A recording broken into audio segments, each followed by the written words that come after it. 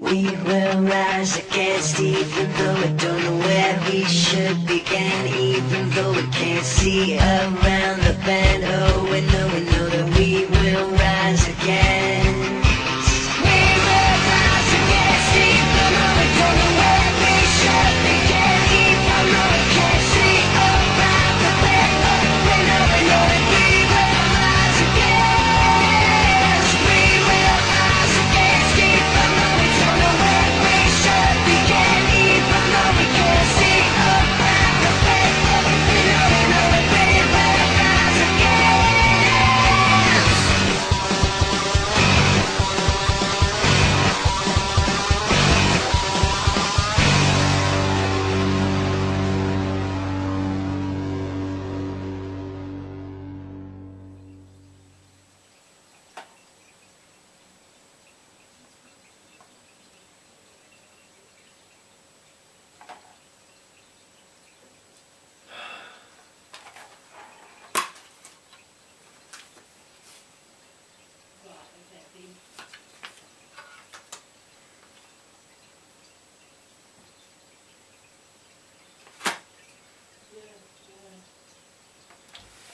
Well, there's not much to say about this game except, well, it's a fun little game for kids really, and it's also a little nostalgia for me. It's a little trip to nostalgia. So, let's not waste any more time and take a look, well, let's take a quick look at Donald Duck's Going Quackers, or to give its UK title, Quack Attack.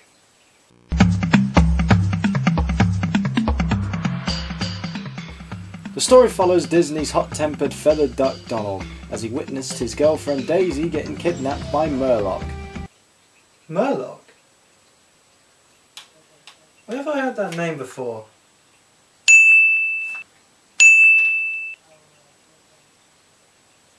Oh. I've been hanging around with my sister too much. Oh, and he was also the main villain in the hit DuckTales movie. Huh, go figure. It's up to Donald, with the help of Gyro, the inventor, who is also from DuckTales, and his nephews to save Daisy and to stop Murloc's plans once and for all. And he's going to use Gyro's latest invention! My incredible Gyro Gamma Tubal Teleport! To track down Murloc and Daisy. However, a piece of Gyro's device is missing, and to make the machine working again, Donald must go on a journey to recover it. Along the way, he must compete with Gladstone, reverse the spells that Murloc put on Huey, Dewey and Louie's toys, and defeat several bosses, including the Beetle Boys. The game was developed by Ubisoft, who are more famous for creating games such as the Prince of Persia and the Assassin's Creed games. In the collaboration with Disney Interactive, you could get this on any platformer like Game Boy Color, PlayStation 1 and 2, Nintendo 64, Dreamcast and Nintendo GameCube. Well, I guess they couldn't make up their minds on which console had the better graphics. The gameplay is very similar to that of Crash Bandicoot and requires the player to move through various settings in 24 levels in 4 warp rooms. The 4 level themes are a forest theme, a city theme, presumably Duckburg, a haunted house theme, and an ancient Egyptian Aztec temple theme. Donald has to dodge various enemies and obstacles throughout the levels and defeat bosses at the end of each warp room. There are also bonus levels where Donald Duck has to outrun a bear, a car, a disembodied hand, and a Moai statue?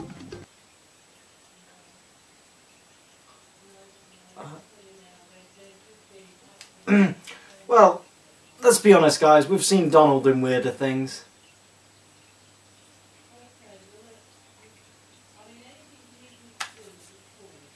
The viewpoint of the levels changes from a 2D side-scrolling perspective to a 3D perspective, again sort of like Crash Bandicoot. I've heard this game got very mixed views when it was released, and that surprises me, because all it is a harmless child's game. Nothing weird about it. For the most part. I think the reason for it getting mixed views is because it is a children's game, and it isn't a very long one. But it's a fun little game with amusing challenges, great music and some good animation, so check it out, and who knows, you might just find this little gem a charming game too. I hate that Donald Duck! Well, that was Donald Duck's Going Quackers, ladies and gentlemen. You see? Not a bad game at all.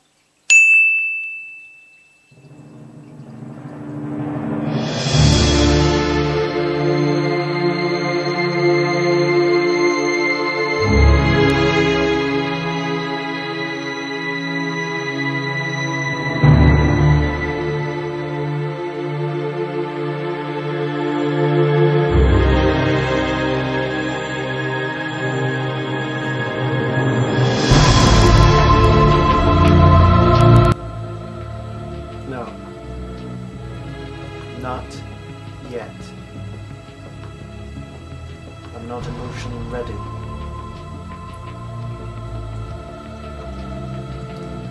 For that. Anyway, I'm known as the Whalley, and I hope you've enjoyed this little review.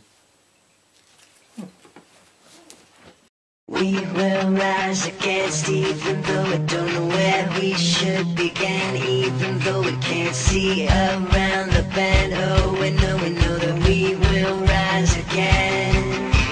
We will rise against, even though we don't know where we should begin, even though we can't see around the bend. Oh, we know that we will rise against.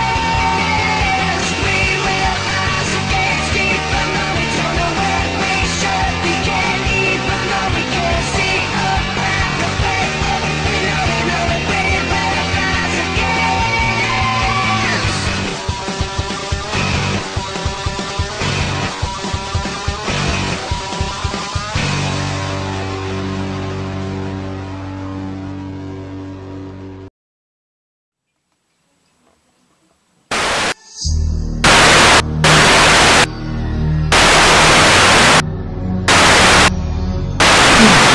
Ha ha ha!